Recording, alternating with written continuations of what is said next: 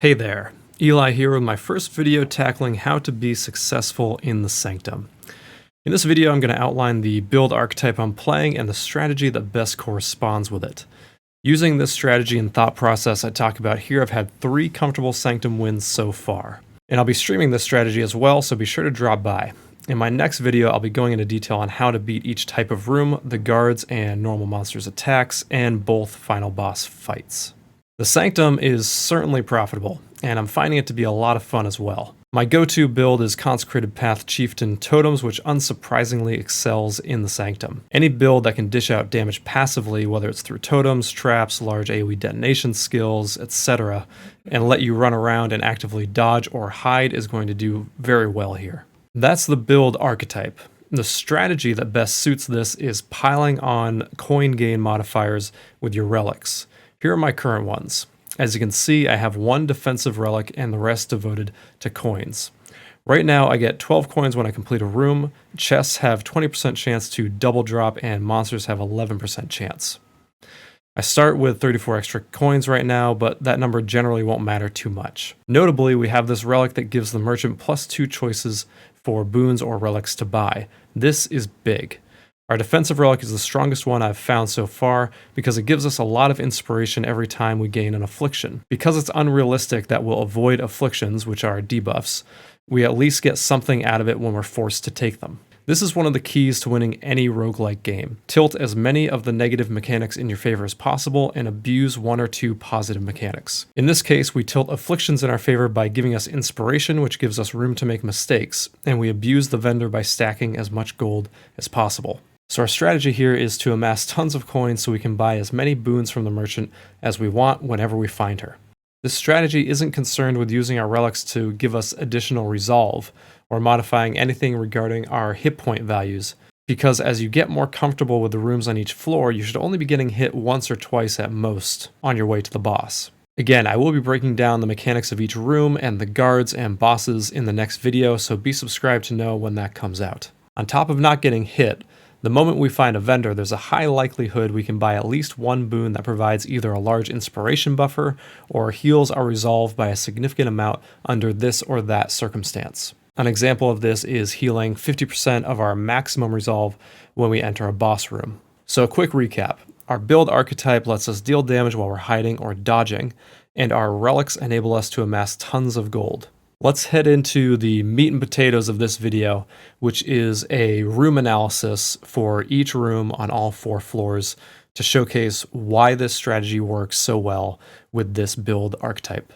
In the first floor, we're generally aiming to get as much gold as possible as soon as possible in case a merchant hits in the first couple of rooms. We see we have a minor treasure with monsters deal more damage and a reward room with divination cards. Because we started with a minor treasure room on this run, I'm okay foregoing this other minor treasure room and getting divination cards instead. Here we can discount the afflicted fountain because it's not our only option. The major treasure reward is enticing, but not for 50% fewer choices from the merchant because our strategy revolves around her, and this early, we want her to have as many boons available to us as possible. This top entry here makes it so chests no longer drop coins, which is an obvious non-starter.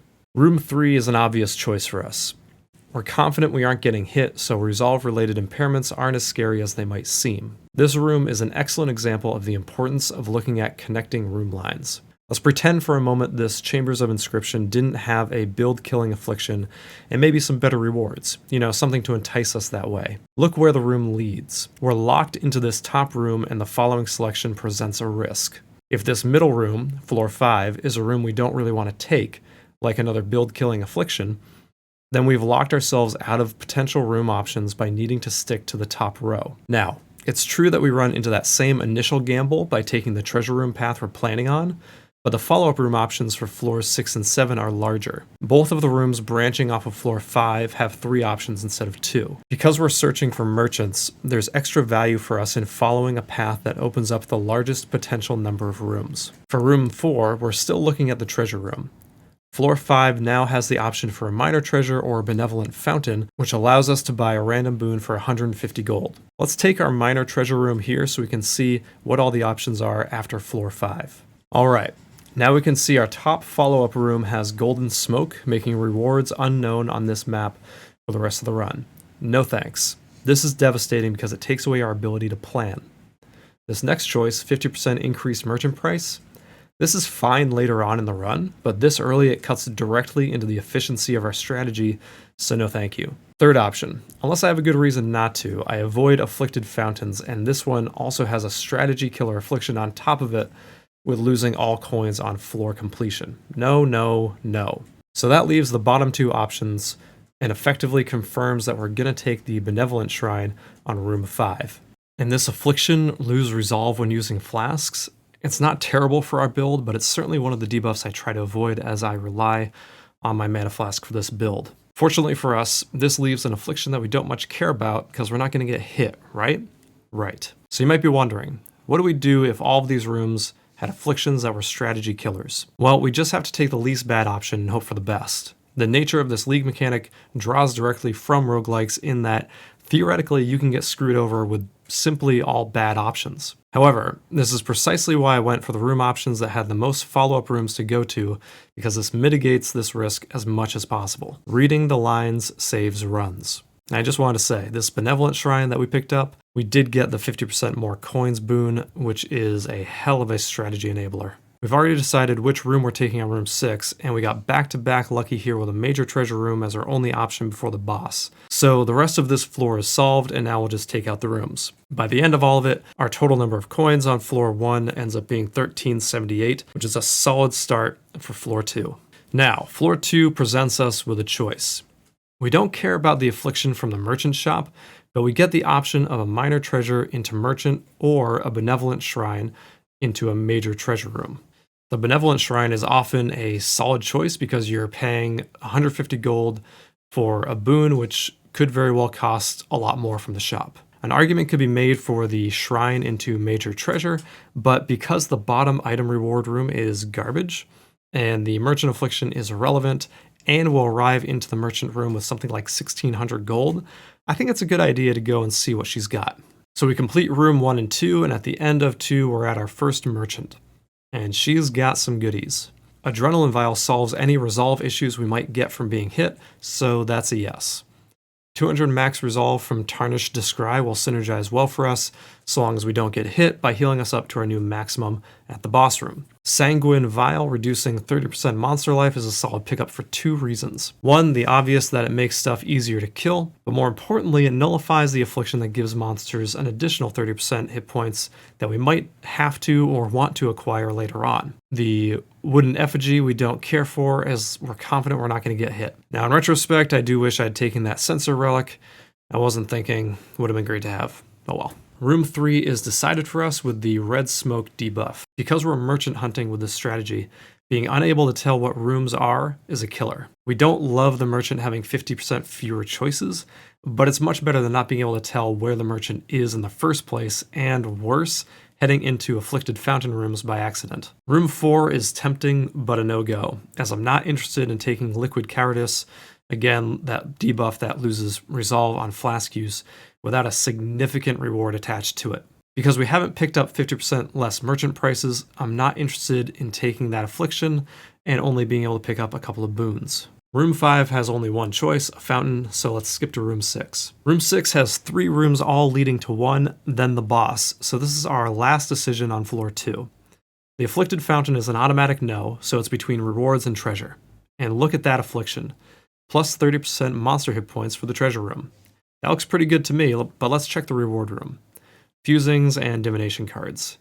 The affliction here I actually like because it gives us an audio cue when a guard dies with it. But the rewards aren't something I'm interested in right now, so we're going with the treasure. More coins. After the boss of floor 2, we get some reward offerings. Chaos and fusings. Alright, not bad. Let's see what floor 3 has for us. We've got a merchant here with an interesting affliction. Lose 5% of current resolve on room completion. This isn't as bad as it sounds. And I don't care enough to do the math, but it's not 35% because we're not losing 5% of our max, just our current. And even if it was 5% of our maximum, meaning we'd lose 35% by the end of the floor, I'm still not all that concerned. We just need to play to our strengths, and when we hit the boss room, we'll heal for 50% of our maximum. Plus, we have 1,981 coins, so it's an enticing choice. Our second option is an Afflicted Fountain, which is an auto-nope. Third is a reward. unmaking, chaos, chaos. So I'm guessing this would be something like 10 chaos for winning the run, which is tempting, but hitting 2 merchants with a large amount of coins all but guarantees a win, so I'm going to pick the merchant. It also leads to a benevolent fountain or treasure room, making the merchant path an even better choice. And it turns out this merchant was pretty good. We're getting hit by that 50% less merchant offerings affliction, which is kind of a bummer, but we still get 50% more damage, and enemies have 20% reduced action speed, which is crazy good. Like I said, all but guaranteed win. We'll pick those up and keep moving. Room 2 is an interesting choice. We can get a minor treasure room or take a benevolent fountain. Benevolent Fountain gives us a boon and removes an affliction for 150 gold. If we didn't have the 50% fewer merchant choices debuff, I'd go with the treasure room into merchant to make sure that we have enough money to buy all the boons that we want. But because we're going to be limited to a few choices, and therefore the amount of gold that we could possibly spend is going to be limited, the optimal play here is to take the fountain boon, which also removes a debuff, and then go into the merchant. Although it doesn't really matter in terms of the success of our run, we're going to win either way. Our benevolent fountain gives us the plus 100 inspiration whenever we gave an affliction boon, which is fantastic for right this moment because we're about to get an affliction at the merchant, but it's really good for the rest of the run anyway, just to kind of pad our inspiration. Room 3 doesn't have a choice because we're going to the merchant, and nothing interesting to look at for room 4, so let's see what the merchant has. So she only has 2 options, but the scrying crystal is actually an incredible boon for planning. So we're really fortunate and happy to see this one show up. And again, why is my past self not picking up these synergistic relics? Maybe I was distracted by Mathel's cosplay, who knows. Room 4 got a little more interesting with being able to see an extra room ahead. We're near the halfway point on floor 3, and we have a ton of boons. There aren't many more that I care about picking up at this point, so now I'm more inclined to go after rewards. Thanks to our scrying crystal, we can see exalts on the horizon. There's some other tempting rooms here, but given our current state of the game, we're going to go after the exalts. Room 5, we're checking the follow-up room lines here. The bottom reward option allows us to pick either option on floor 6, giving us access to every option we see in room 7. Because we're aiming for those exalts, we're going to pick the Crucible option here. So the question is, what do we want in room 7? The Benevolent Fountain is a solid pick, but let's look at the others. This minor treasure affliction giving monsters increased attack speed is counteracted a bit from our relics slowing them down by 20%, but it's still not great, and we're not hurting for coins. This top reward has divination cards, which is okay, but not all that attractive, because we'd also miss out on the exalts. As for this bottom reward with the 50% less coins found, I'd be okay taking this affliction here if the rewards were stellar. Stellar being exalts in the 3rd reward spot here, meaning it's a reward for finishing the Sanctum, or if there was a divine sitting somewhere in there. But there isn't. So Benevolent Fountain and exalts it is. And that'll finish up our decision-making tree for floor 3. And let's take a look at the boon we get from that fountain. 50% reduced merchant prices. Well, that would have been nice a little bit earlier, but that's fine. And before we move on to floor 4, let's take a look at our rewards for floor 3. 14 chaos, not too bad. 2 divine, now we're talking. All right, floor 4, let's take a look. We've just gotten 50% less merchant price and a vendor on room 2, so that's attractive if there aren't any good reward rooms. This top room has Chaos Orbs and Vol Orbs, which are value, but this affliction, 40% reduced move speed, is really quite annoying because at this point in the run, I was planning on fighting the true Lycia fight. So I want to keep up my move speed. Fortunately, this second reward has Chaos as the 3rd option. The 3rd option, as you recall, meaning what you get for beating the entire Sanctum. So there's going to be more Chaos Orbs in there. This bottom reward room's affliction is meaningless, but the rewards are also bad. Seeing as we're on floor 4, we're angling for the best rewards we can find. Now let's look ahead to see where each room choice leads us. Taking the merchant keeps us away from the Radiant Fountain, so it locks us into the major treasure room on room 3. But room 3 then gives us the option to pick the middle or top on room 4, which then expands into 4 reward options on room 5. See that? If we take the Radiant Fountain, we have to take the middle option for room 4. This then allows us to take these rooms. This is really impactful for our potential choices, and again, why this scrying boon is so powerful. We'll get a ton of information from mapping out our plan after clearing this first room, so let's do that. Room 2 is a bit simpler in our decision making. We don't need a merchant, and the merchant path makes it so we have to take the major treasure versus having the option of the Radiant Fountain. We're really strong right now with our boons, So let's take the rewards and see what shows up for options on room 3. For room 3, the merchant option will make it so we find 50% less coins, which is meaningless this close to the end of the run. Let's take a look at the reward options. Whoa, hey, wait a minute. Divine Orb? Okay, let's see. Do any of these other rooms have Divine Orb rewards? No? Okay, well, that reward option also links to 3 other options on room 6, which then gives us 4 options on room 7. So this is kind of a no-brainer. We're looking for rewards, and divines are the best option we can get short of a mirror. And the follow-up rooms give us a ton of additional options for paths to take. So let's take the Radiant Fountain and head to our merchant room.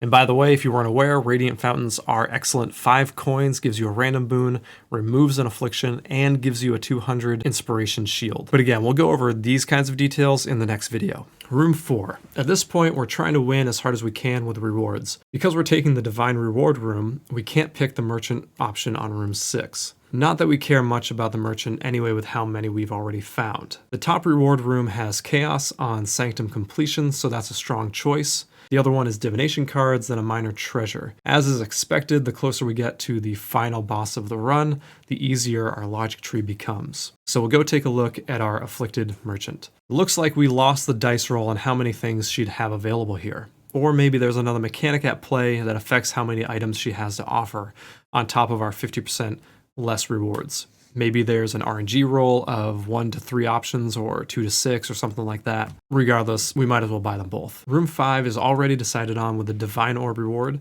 but now we get to see room 7 and plan that out.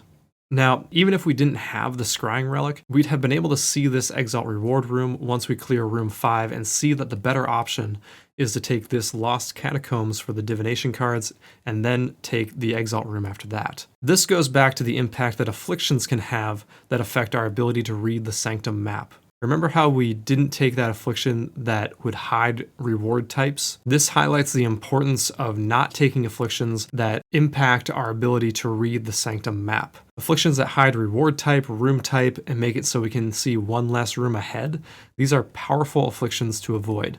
In another run, if I didn't have the Scrying boon and had chosen to see one less room ahead, I'd have picked the suboptimal choice here and lost out on Exalts. And while in this case, it's not a huge difference in total chaos value, what if we replace those Exalts with another 2 divines? And because we couldn't see reward types or we could only see one room ahead, we would have lost out on that. And there it is. It's beautiful.